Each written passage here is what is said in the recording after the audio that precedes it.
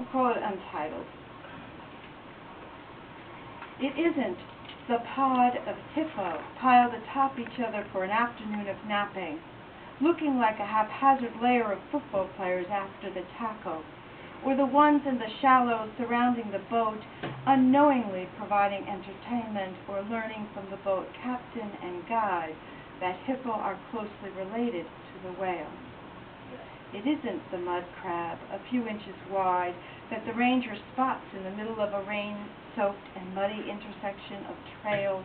from atop his oversized off-road vehicle that seats 11,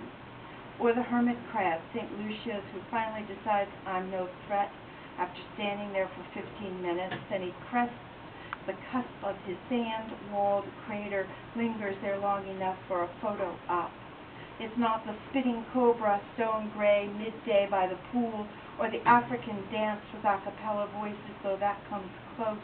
the way the sunset over the distant mountains comes close, or sitting in the lodge writing poetry by the light from the stone fireplace, or the burnt orange haze that lingers along the jagged silhouette of the horizon before night invades this wild and remote place where there is no town name for where we are.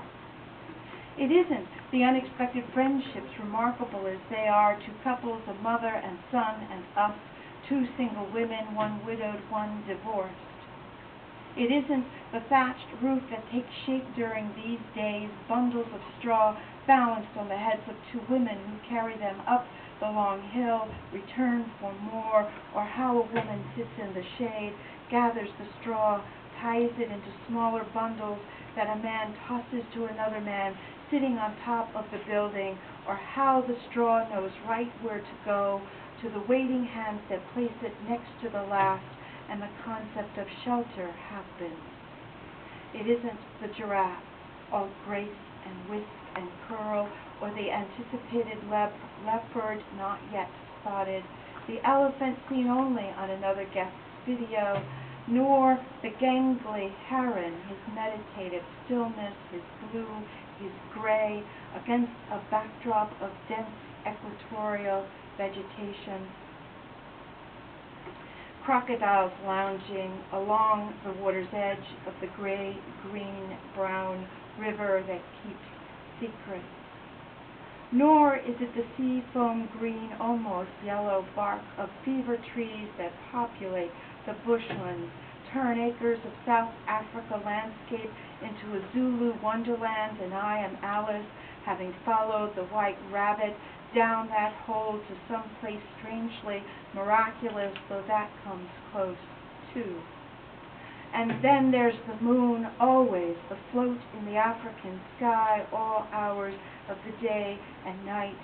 It isn't even the cumulative awe that clings and will come home with me, looking to family and friends as transparent as the tan of my arms. It is something more than even the sum of these particulars. It is a freedom to be here at all, to be welcomed by those who call this place home, to bring something of myself that will remain, take something of this place and its people with me that might be discernible to some, a pale light perhaps, just behind my eyes. Thank you.